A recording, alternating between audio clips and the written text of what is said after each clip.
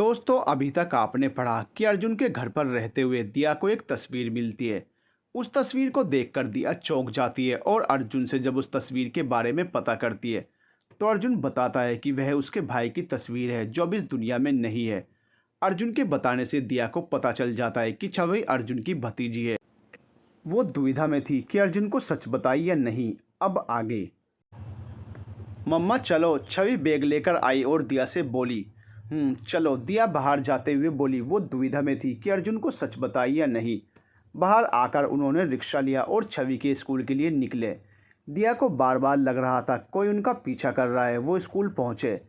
दिया छवि को लेकर स्कूल में गई। प्रिंसिपल को डॉक्यूमेंट सबमिट करके छवि को क्लास में बिठाकर अपने ऑफिस के लिए निकली। दिया के जाते ही कुछ लोग प्रिंसिपल ऑफिस में दाखिल हुए। जी आप कौन? प्रिंसिपल ने पूछा। हमें एक ज़रूरी डिटेल चाहिए। कैसी डिटेल? और आप लोग हैं कौन? हम एजुकेशन डिपार्टमेंट से आए हैं। इस महीने हुए सारे न्यू एडमिशन वाले बच्चों की डिटेल्स चाहिए हमें। ये ऑर्डर पीछे से आया है, प्लीज़ कोऑपरेट। आपकी कोई आईडी बताइए, प्रिंसिपल ने कहा ना एजुकेशन डिपार्टमेंट से हैं हम। जल्दी करो वरना स्कूल को बंद करने में वक्त नहीं लगेगा हमें। सॉरी सर, मैं अभी डिटेल्स मंगवाता हूँ, आप बैठिए। वो दोनों आदमी बैठ गए और कुछ देर में डिटेल्स आ गई। उन्होंने छवि की डिटेल्स पर फोकस किया और उसके डॉक्यूमेंट्स की डिटेल लिख ली। थैंक यू, वो जाते हुए बोले। अर्जुन जल्दी से पुलिस स्टेशन पहुंचा तो सामने उन चारों की लाश ज़मीन पर पड़ी हुई थी। उसे ये बात बखूबी पता थी कि अपनी सच्चाई को छिपाने के लिए भुवन कुछ भी कर सकता है, और वही उसने किया। कैसे हुआ ये सब? अर्जुन ने सवाल किया। सर, रात भर तो ठीक थे ये सब, हालांकि सच्चाई नहीं उगली। सुबह के वक्त देखा तो इन सब के गले में साइनाइड लगा हुआ था, उसे ही निगल लिया इन लोगों ने। पर रात में जब मैंने देखा था तब तो ऐसा कुछ नहीं था इनके गले में। बॉडी को पोस्टमार्टम के लिए भेजो जल्दी, बाकी तो मैं खुद ही हैंडल कर लूँगा, और जिसने भी ये सब किया है वो बचेगा नहीं मुझसे। अर्जुन ने भुवन को घूरते हुए कहा। जी सर। भुवन उन बॉडीज़ को ले जाते हुए बोला। अर्जुन ने ज़ोर से टेबल पर किक किया और वहाँ बैठ गया। आखिर इस शख्स को प्रॉब्लम क्या है मुझसे? ये मेरे पीछे क्यों पड़ा है? इसकी हिस्ट्री तो पता ही करनी होगी। आखिर इसे दिक्कत क्या है मुझसे? सारी डिटेल्स लेकर वो आदमी सीएम के पास पहुंचे। सर, ये बच्ची हैदराबाद के ही सेंट मारिया हॉस्पिटल में पैदा हुई है। सब डिटेल्स निकलवाई हमने। ये विक्रम शेखावत और नीलम अग्रवाल की ही बेटी है, और वो लड़की दिया अग्रवाल है, नीलम अग्रवाल की बहन। यानी कि जुड़वा बहनों का चक्कर है। और ये यहाँ क्यों आई है और इसका उस एसीपी से क्या लेना है? जगन शेट्टी ने पूछा। सर, विक्रम शेखावत का भाई है एसीपी। उसका यहाँ पर ट्रांसफ़र होना कोई इत्तेफाक है या जानबूझकर ये तो नहीं पता, पर फिलहाल ये तीनों एक साथ रह रहे हैं। ये कोई इत्तेफाक नहीं। उस लड़की के पास सब सबूत होंगे हमारे खिलाफ, और वो उस एसीपी के ज़रिए सब काम ख़राब करने ही यहाँ आई है। जगन शेट्टी ने कहा। तो सर, अब आगे क्या करना है? उस एसीपी को बदनाम करना है ताकि उसकी इज्जत पर दाग लग जाए और वो इस वर्दी से हाथ धो बैठे। और उस लड़की को रास्ते से हटाना होगा। पहले उस बच्ची को रास्ते से हटा दो, आदि तो वो लड़की तभी मर जाएगी, बाकी का बाद में देख लेंगे। समझ गए क्या करना है? जी सर, समझिए काम हो गया। गुड, जगन शेट्टी ने कहा, और वो आदमी चले गए। स्कूल की छुट्टी हुई और छवि दिया के ऑफिस जाने वाली थी। अभी बहुत से बच्चे बस में सवार थे। बस ब्रिज के ऊपर थी। आगे के रास्ते पर पत्थरों से रास्ता बंद किया गया था। ड्राइवर ने ब्रेक लगानी चाहिए पर ब्रेक नहीं लगी। गाड़ी पत्थरों से टकराए उससे पहले ड्राइवर ने उसे डाइवर्ट किया। गाड़ी ब्रिज की रेलिंग तोड़कर सीधा पानी में जा गई। बच्चों की चीखों से हर तरफ शोर हो गया। बस पानी में गहरी गिरी थी, पर हर ओर सुनसान होने की वजह से किसी को अब तक खबर नहीं लगी थी। पर पास से गुजरती हुई गाड़ियों ने जब ये भयावह दृश्य देखा तो तुरंत पुलिस को कॉल कर दिया। जिस तरह का मंजर था, किसी के भी बचने की उम्मीद ना के बराबर थी। बस पलट चुकी थी। छोटे बच्चे पानी में डूब रहे थे। अर्जुन, संजय और उनकी टीम कुछ ही देर में घटनास्थल पर पहुंची। रेस्क्यू की टीम पहले ही अपना काम कर रही थी और अब तक सिर्फ मासूम बच्चों की लाशें ही निकल रही थी बाहर। कैसे हुआ ये सब? अर्जुन ने एक आदमी से पूछा। पता नहीं सर, हमने जब देखा तब ये बस ब्रिज के नीचे गिर चुकी थी, उसने जवाब दिया। ठीक है, आप जा सकते हैं। संजय, स्कूल को इन्फॉर्म करो और बस में जितने बच्चे थे उनकी लिस्ट और एड्रेस लेके आओ, अर्जुन ने कहा। ओके सर, संजय ने जवाब दिया और वहाँ से चला गया। अर्जुन ब्रिज से नीचे जाकर रेस्क्यू टीम को देखने लगा, और एक तरफ उन बच्चों की लाशों को एक एक करके 15 बच्चों की लाशें मिल गई थी। ड्राइवर और एक टीचर की भी लाश बरामद हुई थी। देखने वालों की आंखें नम थी। ब्रिज पर ट्रैफिक हो गया था। कोई वीडियो बना रहा था, कोई फ़ोटोज़ ले रहा था। पुलिस हर मुमकिन कोशिश कर रही थी ताकि ट्रैफिक हटा सके। कुछ ही वक्त में प्रिंसिपल और एक दो स्टाफ भी वहां पहुंचे। संजय ने लिस्ट भी मंगवा ली थी बच्चों की। स्कूल बस खराब थी क्या, फिर भी यूज़ किया गया उसे? अर्जुन ने प्रिंसिपल से पूछा। नहीं सर, ऐसी तो कोई प्रॉब्लम नहीं थी बस में। सुबह सब बच्चों को पिक एंड ड्रॉप किया अच्छे से, तब तक तो सब सही था। प्रिंसिपल ने जवाब दिया। ओके, फिर भी आपको हमारे साथ प्रॉपरली कोऑपरेट करना होगा। नो प्रॉब्लम सर, हम समझ सकते हैं, प्रिंसिपल ने जवाब दिया। संजय, बच्चों की शिनाख्त करो और उनके पेरेंट्स को जल्द से जल्द इन्फॉर्म करो, अर्जुन ने कहा। ओके सर, संजय ने जवाब दिया और बाकी के स्टाफ के साथ मिलकर बच्चों की शिनाख्त कर रहे थे। तभी 2 से 3 बच्चे और निकाले जिनकी सांसें धीमी चल रही थी। उन्हें जल्दी से हॉस्पिटल ले जाया गया। बस में कितने लोग सवार थे टोटल, अर्जुन ने प्रिंसिपल से पूछा। 20 बच्चे, एक ड्राइवर और एक टीचर इंचार्ज, प्रिंसिपल ने जवाब दिया। संजय, अब तक कितने बच्चे रेस्क्यू हुए हैं, अर्जुन ने सवाल किया। बदकिस्मती से सर 15 बच्चे दम तोड़ चुके हैं, 4 को हॉस्पिटल में एडमिट करवाया है। एक बस ड्राइवर और इंचार्ज, उन्होंने भी दम तोड़ दिया। संजय ने सब इन्फॉर्मेशन दी। तो एक बच्चा कौन है जो अब तक नहीं मिला और क्यों, अर्जुन ने पूछा। सर, यहाँ पर एक और बच्ची मिली है, इसकी सांसें बंद हो गई हैं। एक रेस्क्यू टीम का मेंबर उस बच्ची को उठाकर एम्बुलेंस के पास लेकर आया। अर्जुन और संजय भी उस तरफ दौड़े। तब तक डॉक्टर्स अंदर उस बच्ची को देखने लगे। होप सो ये बच्ची बच जाए, संजय ने अर्जुन की तरफ देखकर कहा। तब तक घटना की खबर हर ओर लग गई थी, खासकर नेताओं और अधिकारियों को। इसलिए हर कोई हालात का जायजा लेने आ रहा था। बच्चों के माँ बाप भी एक एक कर घटनास्थल पर आ रहे थे। आखिर अपने बच्चे खोए थे उन्होंने, वो भी इतने मासूम। हर किसी की उम्र 3 से 5 साल की ही थी। सीएम जगन भी औपचारिकता का नाटक करने वहां पर आया हुआ था और वहां पर झूठी सहानुभूति जता रहा था और हर कोई उसके आगे पीछे लगा हुआ था। चाहे वो पुलिस की टीम हो या कोई और, जो कुछ भी हुआ वो बहुत ही बुरा था। छोटे छोटे बच्चे इस दुनिया को अच्छे से देखने से पहले ही इस दुनिया से अलविदा कह गए। ये दुर्घटना बेहद निराशाजनक है। हम इसकी भरपाई तो नहीं कर सकते, बस सहानुभूति ही जता सकते हैं उन माँ बाप के साथ जिन्होंने अपने बच्चे खोए हैं, जगन शेट्टी नाटक करते हुए बोला और वहाँ से उन बच्चों के माँ बाप के पास जाने को बढ़ गया। जिसके लिए इतना सब ड्रामा किया, उसका खेल ख़त्म हुआ कि नहीं, जगन शेट्टी ने दबी आवाज़ में साथ खड़े आदमी से कहा। ज़्यादातर बच्चे तो दम तोड़ चुके हैं सर, बस 4 ही बच्चे बचे थे, उसने भी तोड़ दिया होगा। ये सब खेल मैंने ये सुनने के लिए नहीं किया समझे, इतने बच्चे यूं ही मर गए क्योंकि हमें उस लड़की को मारना था और तुम कह रहे हो कि दम तोड़ दिया होगा। पता करो जल्दी, वरना तुम्हारी भी लाश यहीं बिछी मिलेगी, जगन शेट्टी ने कहा। जी सर, अभी पता करता हूँ, वो तेज़ी से दूसरी तरफ जाते हुए बोला और सब बच्चों को देखने लगा। जल्द से जल्द इस घटना का कारण पता करो एसीपी, सीएम ने अर्जुन से बातचीत करते हुए कहा। डोंट वरी सर, हम जल्द से जल्द पता करेंगे सच का, अर्जुन ने जवाब दिया। जगन शेट्टी जाकर अपनी गाड़ी में बैठ गया और वहां से मुस्कुराते हुए चला गया, मानो उसने बहुत ही बड़ा काम कर दिया। और संजय, लास्ट में जो बच्ची मिली वो सर, वो भी नहीं बच पाई, संजय ने जवाब दिया। एक एक कर सबकी डेड बॉडीज़ को हॉस्पिटल रवाना किया जा रहा था। तभी स्ट्रेचर से आखिरी की एक बच्ची की बॉडी को ले जाते हुए उसका हाथ बाहर आ गया। अर्जुन की नज़र उस ओर गई तो वो संजय की बात का जवाब भी नहीं दे पाया। Sir, are you okay, Sanjay ने अर्जुन से पूछा। वो उंगली उस बच्ची की तरफ करते हुए अर्जुन बस इतना ही बोला।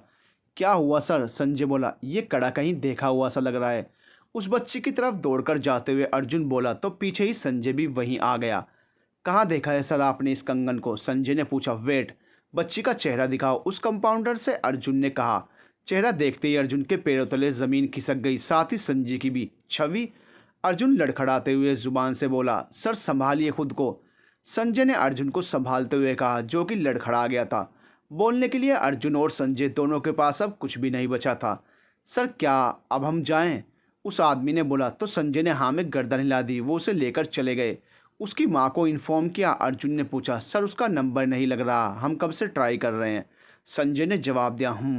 अर्जुन ज़मीन को देखते हुए बस इतना ही बोल पाया। अर्जुन को अब भी भरोसा नहीं हो रहा था कि छवि आज सुबह तक उसके साथ थी, हंसते खेलते हुए बोल रही थी और अभी उसकी लाश उसे देखने को मिली। 2 ही दिन हुए थे पर छवि के साथ उसकी अटैचमेंट बहुत ज़्यादा हो गई थी, जैसे वो कोई उसकी अपनी हो। जब उसकी 2 दिन की अटैचमेंट से अर्जुन का ये हाल था तो दिया इस सच को कैसे समझेगी, यही सोचते हुए अर्जुन का दिमाग फट रहा था। रेस्क्यू ख़त्म हुआ और पुलिस की टीम भी हॉस्पिटल के लिए निकली। फ़ोन लगा, ट्राई कर रहे हैं बट वो कॉल नहीं पिक कर रही। संजय ने नंबर दोबारा मिलाते हुए जवाब दिया। वो लोग कुछ ही वक्त में हॉस्पिटल पहुंचे। पूरी तरह से मौत की पुष्टि के बाद बॉडीज़ उनके माँ बाप को सौंपी जा रही थी। संजय, ये घटना है या दुर्घटना, जल्द से जल्द पता करना है।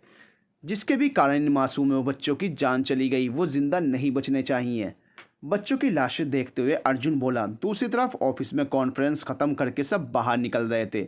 दिया का फ़ोन कब से साइलेंट था। वो अपने डेस्क पर बैठते हुए बोली, छवि को तो अब तक यहाँ होना चाहिए था, ये इतना ज़्यादा लेट कैसे हो गई? शायद बाहर गार्ड को मालूम होगा।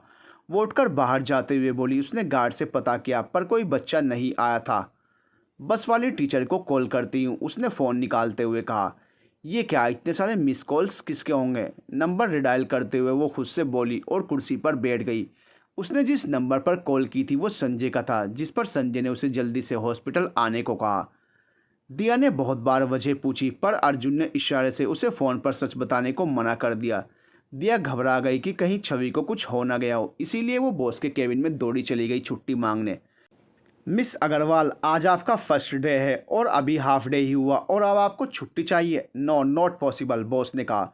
सर, ट्राई टू अंडरस्टैंड, मुझे पुलिस का फ़ोन आया था, मेरी बेटी को मेरी ज़रूरत है, मुझे जाना पड़ेगा। दिया ने कोशिश की समझाने की। देखिए मिस, आपको काम नहीं करना तो घर रहकर बच्चे ही संभालिए, पर ये एक्सक्यूज़ देकर मेरा और कंपनी का वक्त बर्बाद मत करिए। ज्वाइन करें, आपको एक दिन नहीं हुआ और छुट्टी चाहिए? बिल्कुल नहीं। सर, मेरी प्रॉब्लम समझिए, अगर आपको मुझ पर डाउट है तो कम से कम पुलिस की बात पर तो ट्रस्ट होगा। मैं उनसे बात करवा देती हूँ आपकी, कोई ज़रूरत नहीं है मुझे किसी से कोई बात करने की। आप जा सकती हैं, वो भी हमेशा के लिए। अब आपको यहाँ काम करने की ज़रूरत नहीं। फरमान सुनाते हुए बॉस बोला, मुझे खुशी हुई ये जानकर कि मैं किस तरह के आदमी के साथ काम करने वाली थी। उसकी इंसानियत पहले ही दिन मुझे मालूम हो गई। खैर, वक्त की कमी ना होती तो मैं आपको अच्छे से पाठ पढ़ाती, लेकिन आप जैसे छोटे दिमाग वाले अमीर आदमी के ऊपर अपना वक्त बर्बाद नहीं कर सकती। मेरे लिए मेरी बेटी आपकी नौकरी से कहीं ऊपर है। थैंक यू, कहते हुए दिया ऑफिस से सामान लेकर गुस्से से निकल गए। दिया ऑफिस से निकली और पूरे रास्ते प्रार्थना करते हुए जा ही रही थी कि छवि को कुछ भी नहीं हुआ हो। तभी रिक्शे वाले ने खुद से कहना शुरू किया, मैडम जी, जिस हॉस्पिटल में आप जा रही हैं वहाँ पर आपका कोई रिश्तेदार है क्या? पता नहीं, बस फ़ोन आया तो जा रही हूँ। क्यों? क्योंकि आज ही एक स्कूल बस का बहुत बुरा एक्सीडेंट हुआ और ज़्यादातर बच्चे मर गए, यहाँ तक कि ड्राइवर भी मर गया। मृतक बच्चों को उसी अस्पताल में लेकर गए हैं, इसीलिए पूछा कि आप क्यों जा रही हैं। नहीं नहीं, ऐसा तो कुछ नहीं है, मैं बस यूँ ही। बेख्याली से दिया ने बोल तो दिया, पर अब उसका डर दुगना हो गया था। उसके माथे से पसीना टपकने लगा और धड़कन की स्पीड 3 गुनी हो गई थी। ऑटो हॉस्पिटल के बाहर रुकी। दिया ने पैसे दिए और अंदर दौड़ती हुई चली गई। उसके पास से 2 मरे हुए बच्चे लेकर गए, जिन्हें देखकर उसका कलेजा मुंह को आ गया। संजय ने उसे कौन सी जगह आना है सब बताया था।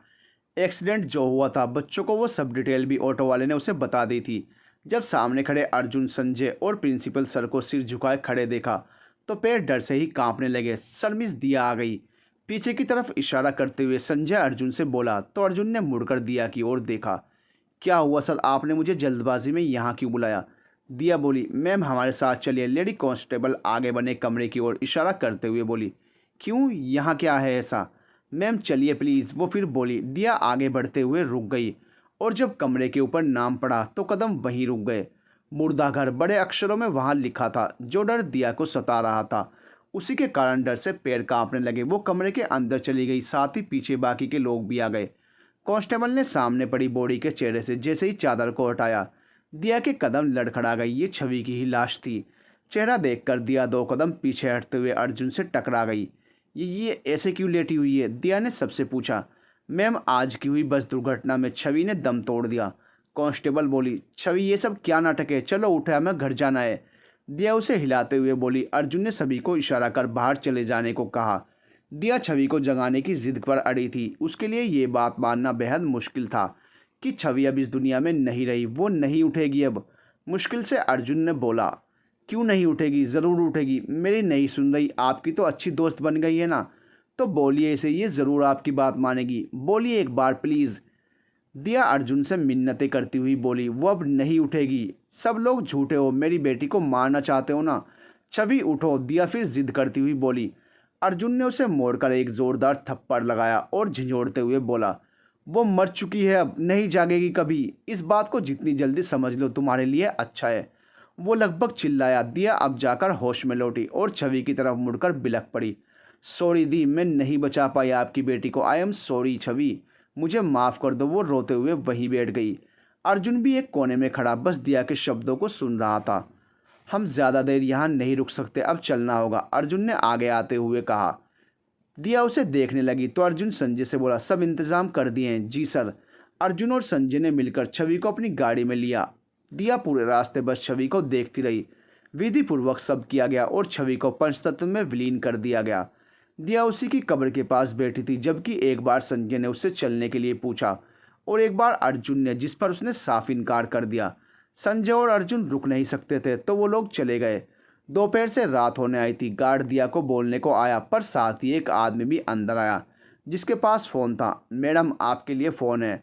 दिया हैरान थी कि किसका फ़ोन होगा। उसने फ़ोन कान से लगाया तो सामने से आवाज़ आई, दुख हुआ जानकर कि तुम्हारी बेटी अब इस दुनिया में नहीं रही। ओ, मेरा मतलब मुँह बोली बेटी। हा हा हा, किस्मत ख़राब थी उसकी जो मेरे हाथ लग गई। वो क्या है ना, जो भी कोई मेरे रास्ते में आने की कोशिश करता है ना, मैं उसे हटा देता हूँ। अब इस बच्ची की गलती यही थी कि ये मेरे खिलाफ जाने वालों के यहाँ पैदा हो गई। खैर, तुम इतना दुख मत मनाना, जल्दी ही उसके पास भेज देंगे तुमको भी। तब तक के लिए ख्याल रखना अपना। फ़ोन कट करते हुए जगन शेट्टी बोला। दिया के लिए ये दूसरा झटका था। उस आदमी ने अपना फ़ोन लिया और चला गया। तब गार्ड बोला, मैडम रात बहुत हो गई है, अब आपको भी जाना चाहिए। दिया छवि की कब्र की तरफ देखकर बोली, जिसे बचाने के लिए इतने सालों तक चुप रही, जब वो ही नहीं बच पाई तो उन राजों को छिपाकर क्या फ़ायदा। मुझे एसीपी सर को सब कुछ बताना ही होगा।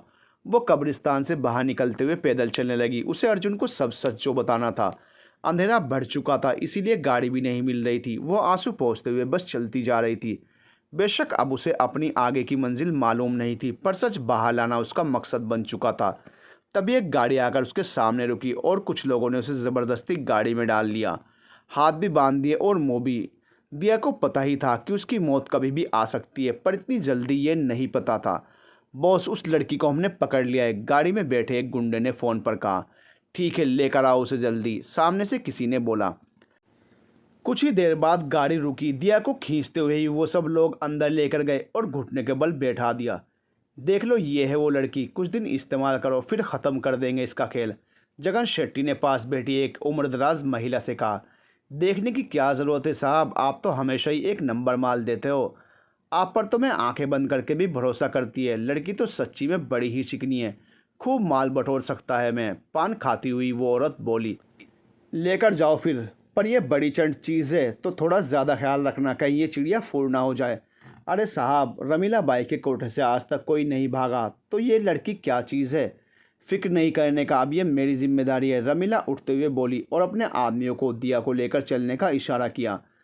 दिया अब भी झटपटा रही थी। फिर उसे यहाँ से भी कुछ लोग लेकर चले गए। ये रेड लाइट एरिया था जहाँ दिया को लेकर आए थे। आते ही उसे अंदर छोड़कर वो सब आदमी चले गए और एक लड़की ने दिया के हाथ खोले और मुंह से पट्टी हटाई। माया, ये यहाँ की नई मेंबर, इसको देखना अच्छे से, कड़क माल है तो थोड़ा ध्यान से समझी। रमीला बोली। जी बाई जी। माया बोली। चल लेकर जा इसको अब साथ अपने, नज़र रखना इस पर। रमीला फिर बोली। माया खींचते हुए दिया को साथ में लेकर चली गई और कमरे में बंद कर दिया। वहाँ और भी लड़कियाँ बंद थी। दिया दरवाज़ा खोलने के लिए गिड़गिड़ा रही थी, पर कोई खोलने वाला नहीं था। बहुत देर तक खटखटाने के बाद वो भी जाकर बाकी लड़कियों के साथ बैठ गई। तुम नई आई हो? साथ वाली ने दिया से पूछा। ये कौन सी जगह है? हम यहाँ पर क्यों? तुम लोग यहाँ पर क्यों हो? दिया ने पूछा। मैं अवनी, यह लोग हमें किडनैप करके दूसरे शहर से यहाँ लाए हैं और अब इन गंदे कामों के लिए इस्तेमाल करेंगे। मतलब मैं कुछ समझी नहीं, दिया नासमझी से बोली। ये कोठा है और हम सब यहाँ पर गुलाम, अवनी बोली। तो दिया की आंखें एकदम बड़ी हो गई। क्या? हाँ, हम सब भी तुम्हारी तरह यहाँ ज़बरदस्ती लाए गए हैं, अवनी बोली। तो क्या यहाँ से निकलने का कोई रास्ता नहीं है? दिया ने पूछा। नहीं, परसों ही एक लड़की ने भागने की कोशिश की थी तो बाई जी ने उसे मार डाला था, अवनी ने बताया। पर यहाँ से निकलने का कोई रास्ता नहीं है। हम फंस गए हैं बुरी तरह यहाँ पर, अब हमें यहीं रहना होगा, अवनी बोली। दूसरी तरफ अर्जुन और उसकी टीम बस के केस को सुलझाने में लगी हुई थी। बस की तफ्तीश हो रही थी, जिसके बाद वो घर चला गया। उसे लगा कि दिया का सामान तो घर पर ही था तो वो लेने आएगी, पर गार्ड ने बताया कि कोई नहीं आया था। अर्जुन ने जाकर एक बार कब्रिस्तान में भी देखा तो वहाँ के गार्ड ने बताया कि वो कुछ देर पहले ही निकल गई थी। कहाँ गई होगी ये? अर्जुन गाड़ी की तरफ जाते हुए बोला। उसे ये डर था कि कहीं दिया ने कोई गलत कदम ना उठा लिया हो। कहाँ ढूंढूं इसे मैं? कहीं उसने कुछ कर तो नहीं लिया होगा ना। गाड़ी स्टार्ट करते हुए अर्जुन खुद से बोला, लेकिन तुझे क्या पड़ी है उसकी, वो कौन सी कुछ लगती है तेरी।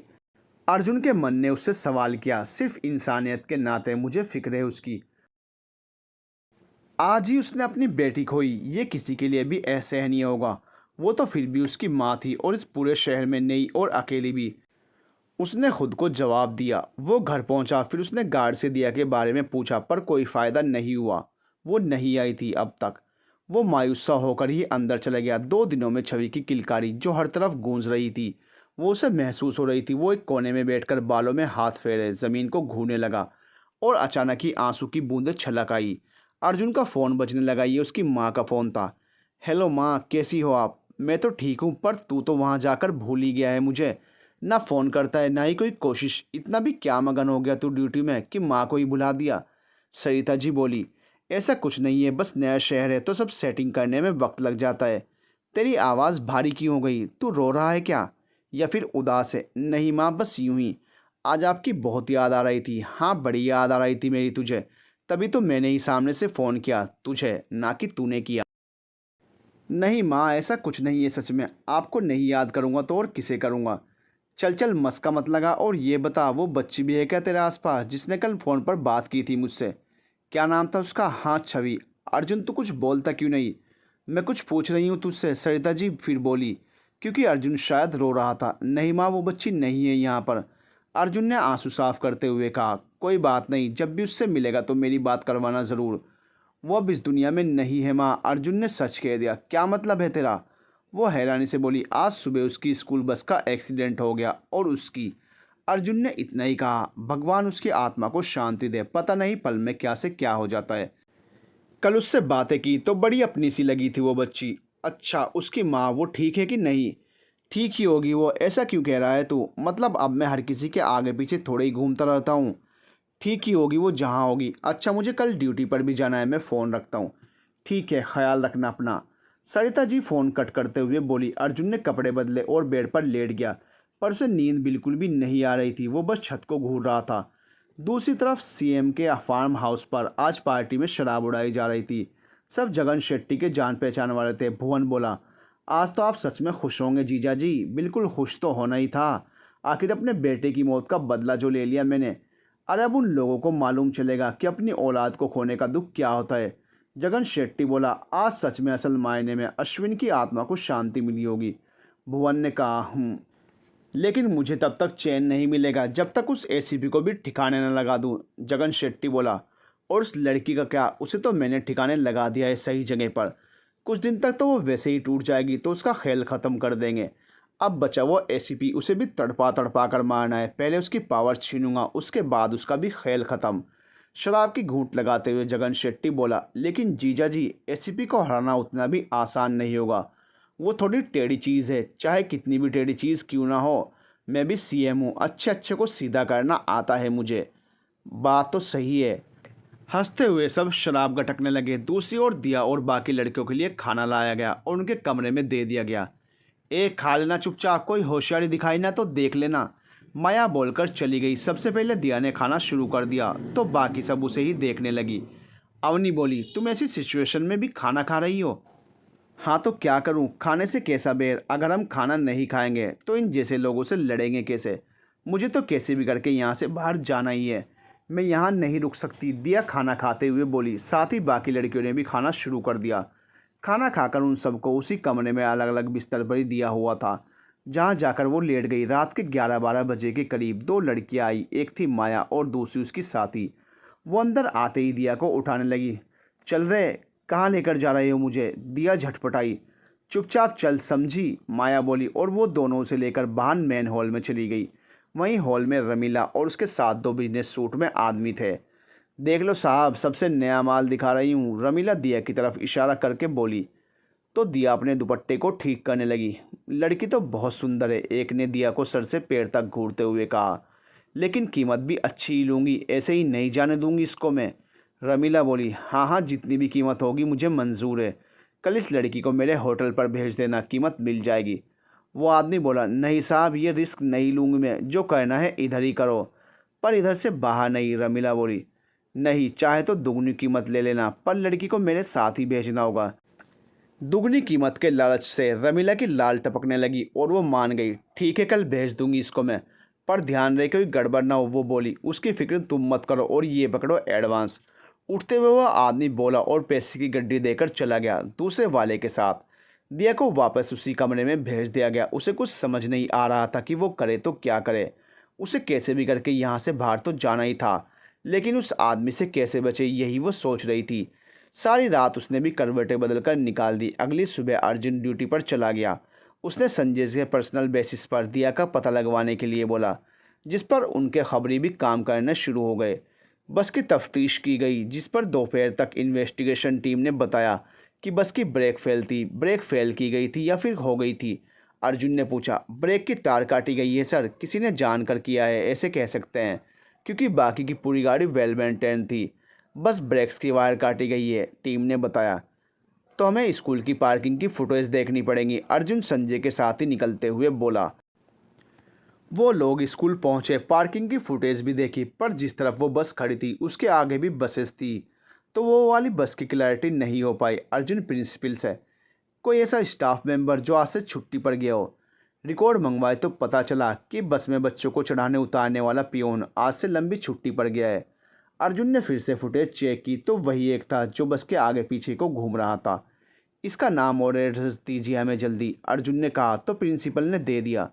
महेंद्र यही है वो जिसने ये सब किया, अब इसे ढूंढना है, बाकी की सच्चाई यही उगलेगा, अर्जुन ने महेंद्र के फ़ोटो को देखते हुए कहा। वो लोग उसके एड्रेस पर पहुंचे तो वहां पर ताला था।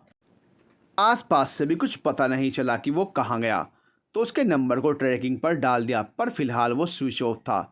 वो लोग वापस से पुलिस स्टेशन चले गए। दोपहर से शाम और शाम से रात हो गई। यहाँ माया और एक लड़की दिया को तैयार कर रहे थे। दिया बस मुट्ठी बीचे, जैसा वो कहती वैसे वैसा करती जाती। चलो हो गया कि नहीं, 8 बज गए, 9 बजे तक इसको वहाँ पहुँचना है, रमीला बोली।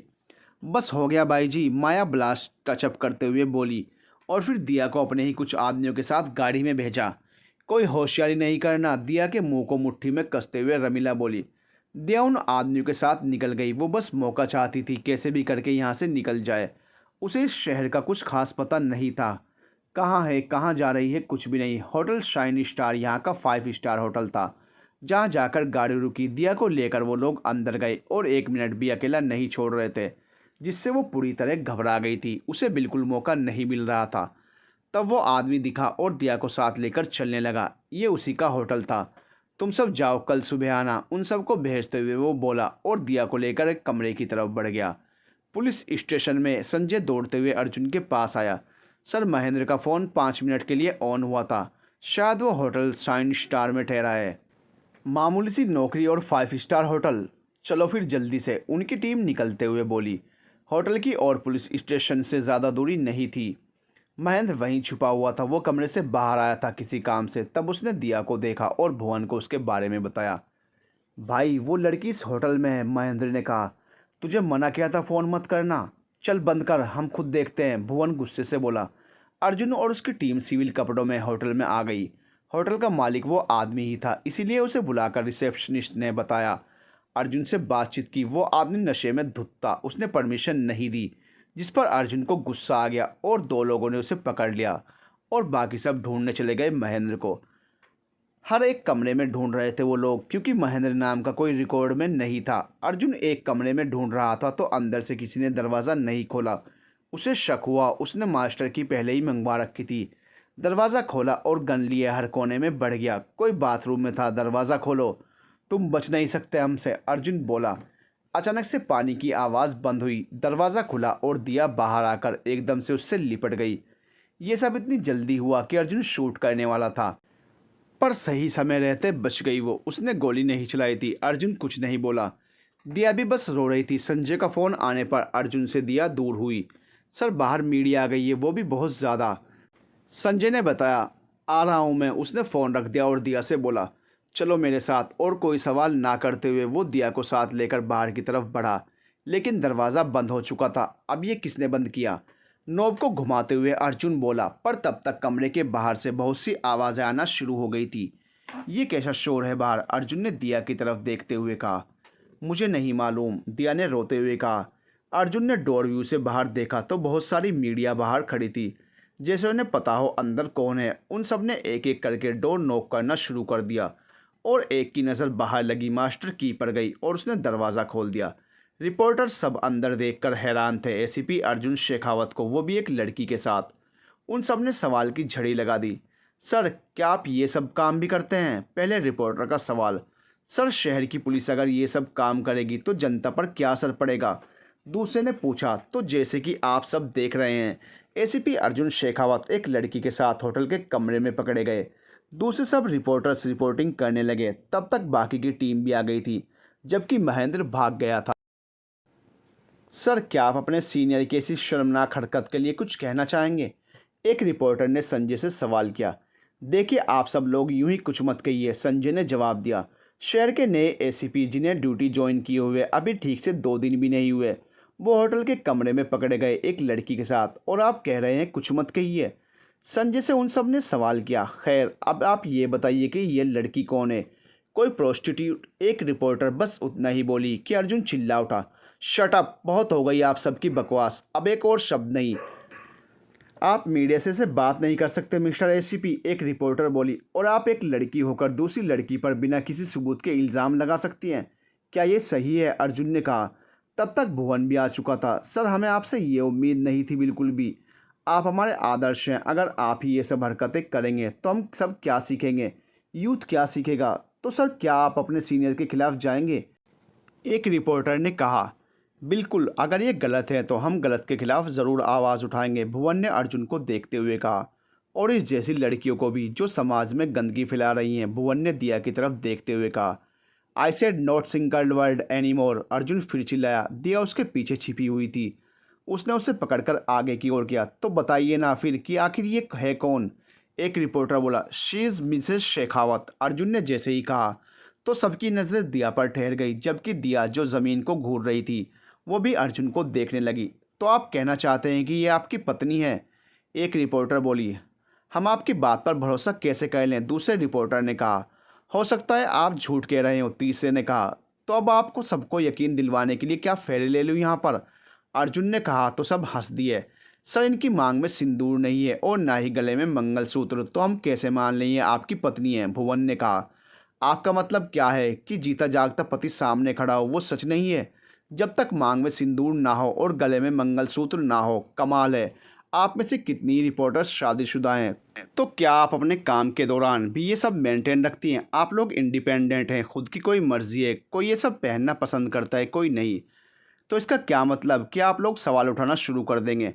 अर्जुन ने सबसे कहा। सब में बातचीत शुरू हो गई। बात को हाथ से निकलता देख भुवन बोला। अच्छा, तो आपके पास क्या सबूत है कि ये आपकी वाइफ है? और घर छोड़कर आप होटल में क्या कर रहे हैं? क्यों, पर्सनल लाइफ के बारे में बताना मैंडेटरी है क्या? ये हमारा पर्सनल मैटर है, अर्जुन ने दबाव देते हुए कहा। तो सबूत बताइए, आप कोई जिससे हम मान लें आप सच कह रहे हैं, एक रिपोर्टर बोला। तो अब आप लोग ही बताइए कि मैं आपको यकीन कैसे दिलाऊं, हाथ बांधते हुए अर्जुन बोला। ओके, आप इनके हस्बैंड हैं और ये आपकी वाइफ, तो आपकी इनकी मांग भरने में कोई प्रॉब्लम नहीं होगी, राइट? एक रिपोर्टर बोली। तो सब हाँ बोले और भुवन ने भी जोर दिया। अर्जुन और दिया अब फंस चुके थे, दोनों एक दूसरे को देख रहे थे। करे तो करें क्या? सर, आपने जवाब नहीं दिया, एक रिपोर्टर बोला। तो अर्जुन ने हामी भर दी। भुवन को झटका सा लग गया। होटल मैनेजमेंट से कहकर सिंदूर मंगवाया गया और फिर अर्जुन को दिया। अर्जुन के हाथ कांपना शुरू हो गए। उसने सिर्फ दिया की इज्जत बचाने के लिए ये सब किया था और अब दोनों बुरी तरह फंस गए थे। अर्जुन ने एक नज़र बेचारगी से दिया को देखा तो दिया ने पलकें झपकाकर हामी भर दी। सर, लगाइए ना सिंदूर, भुवन ने जोर देकर कहा। तो अर्जुन ने गहरी सांस छोड़ी और मांग भर दी। दिया की आंखों से आंसू बहने लगे, लेकिन सबने तालियां बजाई। भुवन हैरान था। वो चिल्लाया, एक मिनट, एक मिनट, ऐसे कैसे यकीन कर लेंगे हम?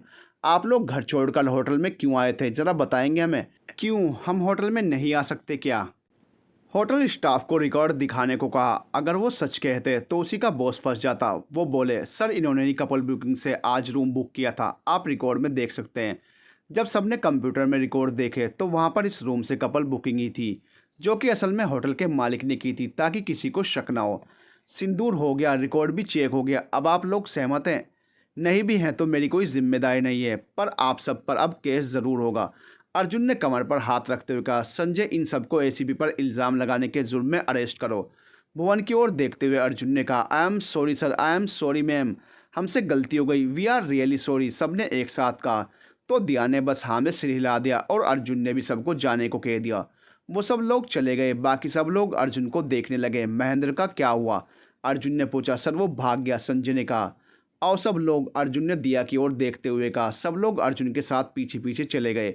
बाहर आकर अर्जुन संजय से बोला, तुम सब लोग जाओ, मैं इट्स ओके सर, आप भी घर जाइए, हम जल्दी ही उसे ढूंढ लेंगे, संजय और बाकी सबके साथ गाड़ी में बैठते हुए बोला।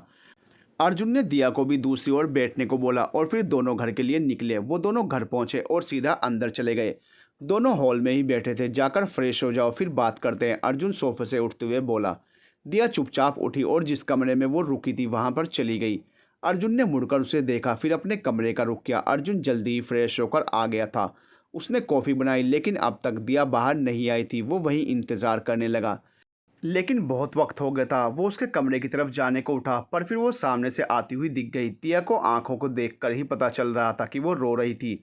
बैठ जाओ, मैंने कॉफ़ी बनाई है, अर्जुन ने कॉफ़ी उसकी तरफ करते हुए कहा। मेरा मन नहीं है, उसने जवाब दिया। जो कुछ हुआ उसके लिए माफ़ी मांगने की ज़रूरत नहीं है। जो कुछ हुआ वो सिचुएशन ही वैसी थी। आपने तो मेरी इज्जत ही बचाई है, तो थैंक यू, दिया ने जवाब दिया। लेकिन मुझे ये सब समझ नहीं आ रहा कि ये सब गड़बड़ तुम्हारे साथ ही क्यों रही है। मैंने ऑब्जर्व किया है, जब से तुम आई हो इस शहर में तब से कुछ ना कुछ तो हुआ ही है। आखिर माजरा क्या है इस सब के पीछे? कोई राज है तुम्हारा जिसके कारण एक के बाद एक मुसीबत आ रही है तुम पर? ना अपने माँ बाप के बारे में कुछ बता रही हो, ना ही सच्चाई क्या है ये बता रही हो। सच्चाई मेरी नहीं, छवि की थी, और छवि मरी नहीं, उसे मारा गया है। जैसे ही दिया ने बताया तो अर्जुन के होश एकदम उड़ गए और वो खड़ा हो गया। मारा है? किसने और क्यों? उस छोटी सी बच्ची से किसी की क्या दुश्मनी? क्लियरली सब बताओ, आखिर माजरा क्या है ये? अब जो सच्चाई मैं आपको बताने वाली हूँ उसे सुनकर आपको धक्का लगेगा। ये सच आपके और मेरी ज़िंदगी से जुड़ा हुआ है। क्या? मैं तो तुम्हें कुछ ही वक्त से जानता हूँ, और सेम तुम भी तो हम दोनों की ज़िंदगी से जुड़ा हुआ। सच कैसे हो सकता है? अर्जुन फिर हैरान था। हाँ ये सच है कि ना तो आप मुझे पहले से जानते थे, ना ही मैं। पर पर क्या? बताओ ना। आपके भाई विक्रम शेखावत और मेरी दी नीलम पति पत्नी थे। क्या भाभी तुम्हारी बहन थी? हाँ, और आप तो कभी उनसे मिले नहीं, और मैंने भी बस आपके बारे में सुना ही था, देखा नहीं। मेरा दिमाग अब बहुत ख़राब हो रहा है। आखिर ये माजरा क्या है? अर्जुन ने हल्की ऊंची आवाज़ से कहा। मैं आपको सब कुछ बताती हूँ, दिया ने कहा। 4 साल पहले नीलोदी, सब सामान पैक हो गया ना आपका? दिया ने पूछा। सब हो गया। तुम मम्मी पापा का अच्छे से ख्याल रखना, मैं बीच बीच में कॉलेज की छुट्टियों पर घर आती रहूँगी। नीलम बोली। मेरा एक तरफ मन हो रहा है कि काश मैं भी एंट्रेंस क्लियर कर लेती तो आपके साथ ही हैदराबाद जाती, पर फिर दूसरी तरफ सोचती हूँ कि मुझे कुछ अलग करना है, इसीलिए जो हुआ सही ही हुआ। चलो नीलो बेटा, टैक्सी आ गई, हमें जल्दी स्टेशन पहुँचना होगा, मुकेश जी अंदर आते हुए बोले, और उसका बैग ले लिया। सभी ने दिया को बाय किया और स्टेशन छोड़ा। मुकेश जी साथ ही गए थे कॉलेज तक छोड़ने। वो वहीं हॉस्टल में रहती थी। मुकेश जी उसे छोड़कर वापस चले गए थे। सभी की रूटीन शुरू हो गई। नीलम को कॉलेज और हॉस्टल दोनों ही बेहद पसंद आया। कॉलेज में आज उसका पहला दिन था। वो और उसकी रूममेट प्रिया दोनों क्लास की तरफ जाने लगी। ओए वो देख वहाँ पर, प्रिया बोली। ये इतनी भीड़ क्यों लगी हुई है वहाँ पर? नीलम ने हैरानी से पूछा। शायद रैगिंग हो रही है। अब तो हम गए, डरते हुए प्रिया बोली। क्लास में जाने का रास्ता भी यही है, जाना तो पड़ेगा ही, चल। दोनों साथ ही आगे बढ़ रही थी। जो सीनियर्स रैगिंग कर रहे थे उन्हें एक जूनियर ने खींचकर थप्पड़ मार दिया, जिससे मामला गंभीर हो गया और सब में हाथापाई शुरू हो गई। क्या हो रहा है यहाँ पर? एक आवाज़ गूंजी तो सबका ध्यान उस तरफ गया। वाह, ये पुलिस वाला तो कितना हैंडसम है, प्रिया ने कंधे से नीलम के कंधे को मारते हुए कहा। पर इन्हें यहाँ बुलाया किसने? नीलम बोली। क्या पता, वो सब छोड़, देखना ये हीरो हमें बचाने आया है। हाय, मैं तो पहली बार में ही लट्टू हो गई इस पर, प्रिया बोली। नीलम ने सामने देखा। एक लंबा चौड़ा सा लड़का पुलिस की वर्दी पहने खड़ा था। साथ 2 हवलदार भी थे। तुम्हें नहीं पता रैगिंग करना जुर्म है? कॉलेज में पढ़ाई करने आते हो या फिर ये सब करने के लिए? उस पुलिस वाले ने कहा। चल ना यार, आगे जाकर इसके बेच पर इसका नाम देखते हैं, प्रिया नीलम को खींचती हुई बोली और आगे ले गई जहाँ से वो उसे क्लियरली देख सके। विक्रम शेखावत, नीलम ने बड़बड़ाया, क्योंकि उसे दिख गया पर प्रिया को नहीं दिखा आगे की भीड़ की वजह से। वाओ, नाम भी कितना प्यारा है। हाय, बस कर और पढ़ाई करने चल, आई बड़ी। नीलम बेशक उसे खींचते हुए लेके गई, पर ध्यान उसका भी विक्रम की तरफ ही था। पूरा दिन प्रिया भी विक्रम के बारे में ही कहती रही। शाम को दोनों मार्केट गए। चलना, हम कंप्लेन लिखवाने चलते हैं, इसी बहाने उससे मिल भी लेंगे। किससे और किस चीज़ की कंप्लेन? अरे मैं अपना पर्स छुपा देती हूँ, फिर चलते हैं ना कंप्लेन लिखवाने विक्रम से। तेरा दिमाग ख़राब हो गया है क्या? जो नीलम ने इतना ही कहा था, कोई पीछे से आया और उसके गले की चेन को खींचकर भाग गया।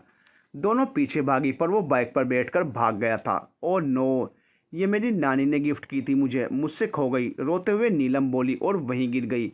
तो प्रिया ने उसे संभाला। चल पुलिस स्टेशन, इस चेन स्नेचर की तो अब बैंड बजवाऊंगी। तू फिक्र मत कर, तेरी चेन मिल जाएगी, तू किसी से कुछ मत कहना। दोनों जैसे तैसे पुलिस स्टेशन आ गई। विक्रम सामने ही खड़ा फाइल्स को पढ़ रहा था। नीलम रो रही थी और प्रिया ने उसे सहारा दे रखा था। अरे ये ऐसे रो क्यों रही है? फाइल को टेबल पर रखकर वो आ गया। सर, मेरी फ्रेंड की सोने की चेन किसी ने गले से खींच ली। आप पहले यहाँ बैठाइए इन्हें और ये पानी पी लीजिए। विक्रम ने नीलम को पानी का गिलास दिया। अब डिटेल से बताइए कि हुआ क्या था वहाँ पर। जो कुछ हुआ था प्रिया ने सब बता दिया। फिक्र मत कीजिए, आजकल ये चेन स्नैचिंग के केस कुछ ज़्यादा बढ़ गए हैं। हम जल्दी ही उसे ढूंढ लेंगे। अभी आप घर जाइए, हमें कुछ पता चलेगा तो हम आपको इन्फॉर्म कर देंगे। एफआईआर हो गई है, आपका नंबर है हमारे पास, विक्रम ने कहा। सर प्लीज़ जल्दी से जल्दी मेरी चेन मुझे ढूंढ दीजिए। जाने से पहले नीलम बोली तो विक्रम ने उसकी आवाज़ सुनी। हम कोशिश करेंगे, विक्रम ने कहा। तो वो दोनों चली गई। लगभग एक हफ्ता बीत चुका था, लेकिन अब तक नीलम की चेन नहीं मिली थी। आज प्रिया की तबीयत थोड़ी ख़राब थी तो वो उसके साथ मार्केट नहीं गई, जबकि नीलम अकेली ही निकली थी। उसी से एक हफ्ते में बिल्कुल भी सुकून नहीं मिला था। आखिर इतनी महंगी चेन गुम हुई थी और ये बात उसने घर में भी छिपाई हुई थी। सामान लेकर वो हॉस्टल की तरफ जा रही थी। शाम ढल गई थी। अगले 10 मिनट में गेट भी बंद होने वाला था। वो तेज़ी से आगे बढ़ रही थी कि तभी उसका पैर मुड़ गया। पर सामान भी बच गया और वो भी गिरने से बच गई थी। वो सिर्फ विक्रम की वजह से, जो इस वक्त वर्दी में ना होकर सिविल में था। थैंक यू सर, सीधी खड़ी होकर वो बोली। आज अकेली कैसे? उसने पूछा। तबीयत ख़राब है उसकी। गेट बंद होने का वक्त हो गया। घड़ी देखते हुए वो बोली। जी मैं चलती हूँ, नीलम बोलकर आगे बढ़ने लगी। पैदल जाओगी तो 15 मिनट लग जाएंगे, मैं आपको छोड़ देता हूँ, आइए, जीप की तरफ इशारा करते हुए उसने कहा। तो नीलम को यही सही लगा। वो जाकर बैठ गई। विक्रम भी आया और गाड़ी स्टार्ट की। आ गया आपका हॉस्टल, विक्रम ने बोला। तो नीलम उसे थैंक यू कहकर चली गई। अगले दिन कैंपस में एक लड़की दौड़ते हुए नीलम के पास आ गई, जो हाँफ रही थी। प्रिया आज भी नहीं आई थी। नीलम अकेली ही बैठी हुई थी बेंच पर। आपका नाम नीलम है क्या? जी, लेकिन क्यों? ये आपकी डायरी कहाँ से मिली? मैं कल से ढूंढ रही थी इसे।